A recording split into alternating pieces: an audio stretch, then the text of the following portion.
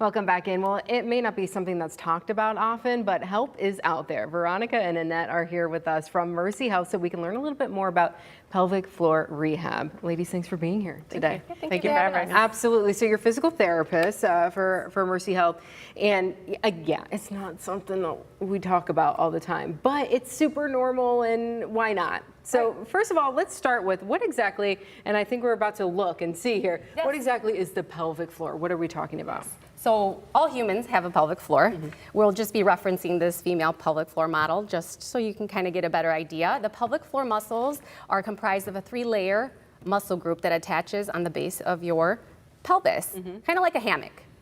So basically what these muscles have to be able to do is coordinate with the diaphragm, your deep spinal muscles, to help support your abdominal and pelvic organs and provide postural stability. When these muscles aren't working properly and aren't able to contract, relax, lengthen, that's when you start to see a little bit of issues with bowel and bladder and sexual function.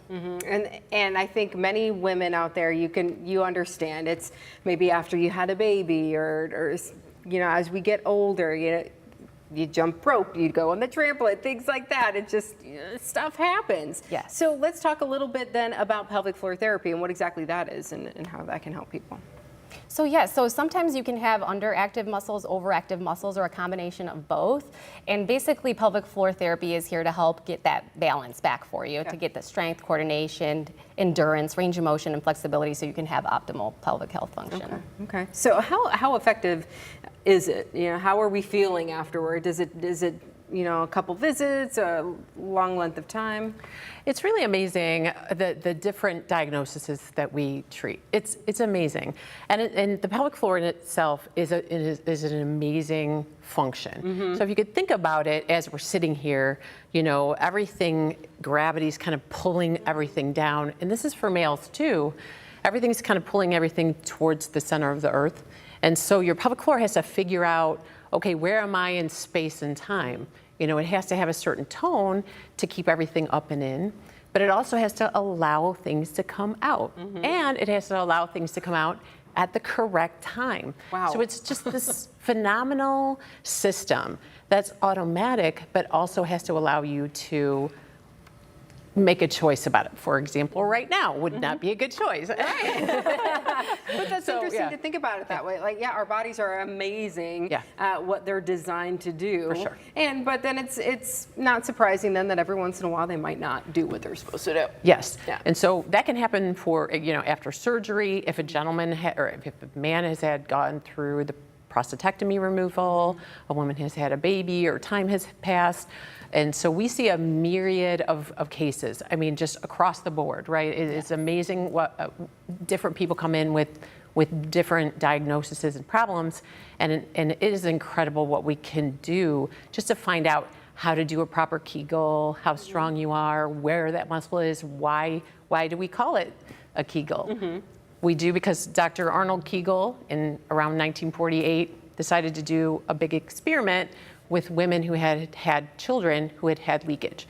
And so they kind of taught them where that muscle was, and about 80% got better. Now we're talking about, we're talking about a population of women who are younger, just had their kids, and they're probably gonna get better eventually anyway, but it is extremely, extremely effective and it really, really does help. And you don't have to have medicine, you don't have to have surgery, and a lot of times it's simple things that you can do at home. So what would, if somebody came in for an appointment and they sat down, they're like, I'm dealing with this. How would that appointment go? How would that process go? And with your patient? Well, to get to see us first, you would need a referral from your doctor. So you would just talk to them about your concerns, and then they would get you either an external referral if it's not a Mercy provider. And so you would come in, fill out paperwork, and then we'd take you back to a private room. So that first and foremost, a lot of people are nervous about that when they come in. And oftentimes we hear people waiting years to come in and seek care because of fear and embarrassment of their issues. So we basically get a history, and then we'll look at their abdomen and different parts of their body that also, help with pelvic floor function to help determine an individualized plan for each patient. So some patients can be, 8 treatments. Some patients might need a little bit more. So it's an individualized approach.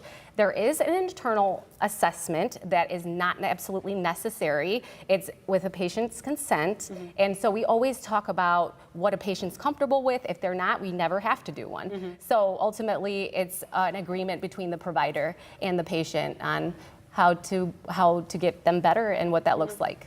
Yeah, and I think it's just, as you said, some people wait for a long time and don't, because this is a quality of life issue. We want to be able to do those things with our kids that we want to do and live our normal life and not have to worry about something going wrong and something not working right. So don't wait. If that's you at home and you're like, oh man, I've been putting off making that phone call, there's a phone number for you right there to get you started on the right path. Ladies, thanks so much for being here today. We appreciate it. Yep. It's good to talk about Thank you. it. Right? We're gonna Absolutely, talk about it. absolutely. Yeah, thanks. Thanks for having us.